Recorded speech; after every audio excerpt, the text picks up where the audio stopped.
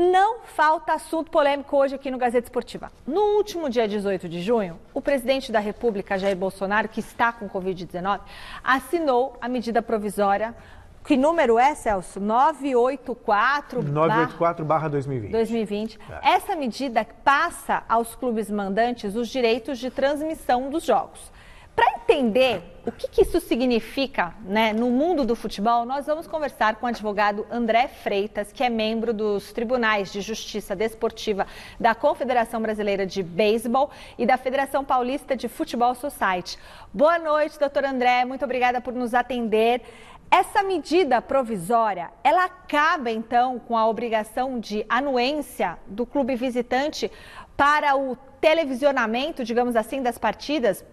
Como isso pode interferir na questão dos direitos de transmissão? Obrigada, doutor. Boa noite, Michele, Celso, Garrafa. Exatamente, Michele, você já resumiu bem, tá? Desde o dia 18 de junho, quando foi sancionada essa medida provisória, na verdade já está valendo essa nova regra, uma nova dinâmica nos direitos de transmissão, que agora quem tem direito, na verdade, de negociar é apenas o time mandante da partida. Agora, doutor, como é que ficam os contratos que já estão em vigência, contratos que vão, eu não sei exatamente o detalhe do contrato da Globo, que é a principal detentora dos direitos, e outras emissoras também, mas como é que ficam os contratos, então, que já estavam vigentes e, de repente, vem uma medida provisória e muda tudo? Perfeito sua pergunta, Celso. Inclusive, essa questão já foi judicializada, né? Porque acho que é fato público e notório que já há um processo entre o Flamengo e a emissora que detém atualmente os direitos, né?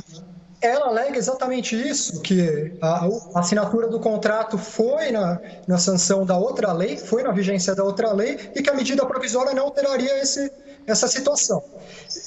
Eu entendo que ela está com o direito dela, sim. Tá?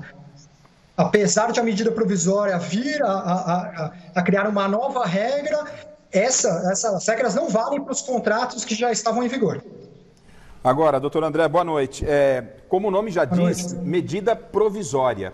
Qual é o prazo, por quanto tempo se estende essa medida provisória e de que forma essa lei tramita para que ela possa ser definitiva ou não? E uma outra questão que o nosso diretor lembra aqui, né, de que o Flamengo, teremos a final do Campeonato Carioca, né, da Taça Rio, né, nessa quarta-feira. O Fluminense, por sorteio, é quem foi determinado como mandante. E a informação é que o Flamengo, que defendeu tanto a medida provisória, agora estaria brigando na justiça para que ele também tenha o direito de transmissão. Parece uma terra de ninguém, né?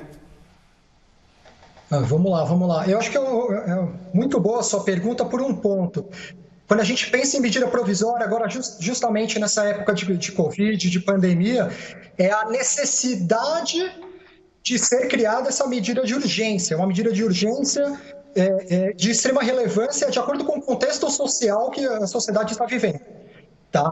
Pois bem, obviamente os direitos de transmissão nada tem a ver com o Covid. Essa é a discussão de agora.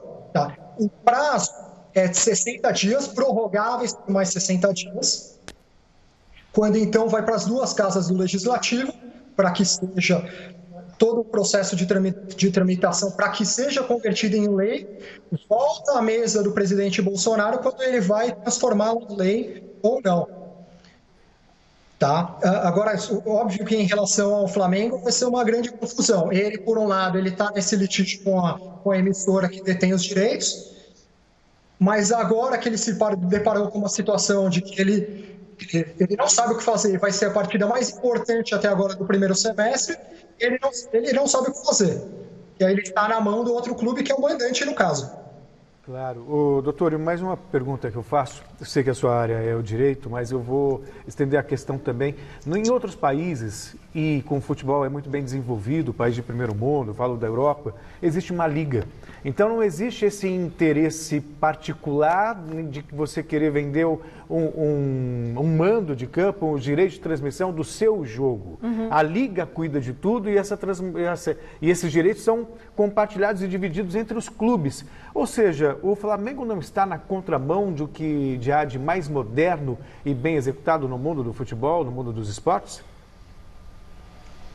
Sem dúvida, Celso. Vamos lembrar, a gente não há muito tempo atrás, foi em 2011, se eu não me engano, que foi extinto o Clube dos 13. O Clube dos 13, nada mais ele tinha do que essa finalidade, para que fosse negociado em bloco e não individualmente. Desde que houve o final, a extinção do Clube dos 13, todos os clubes passaram a negociar individualmente. Isso certamente vai gerar uma polarização.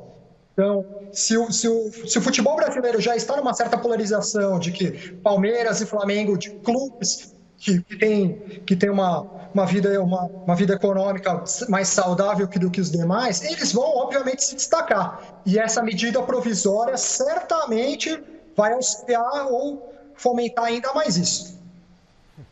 Excelente. Olha, agradecemos aqui a participação ao vivo no Gazeta Esportiva do Dr. André Freitas, que é advogado do escritório Santos Neto e auditor, membro dos Tribunais de Justiça Desportiva da Confederação Brasileira de Beisebol e da Federação Paulista de Futebol Society, falando aí sobre essa medida provisória que altera o regramento de direitos de transmissão dos esportes. Obrigada, doutor André. Um abraço. Obrigado.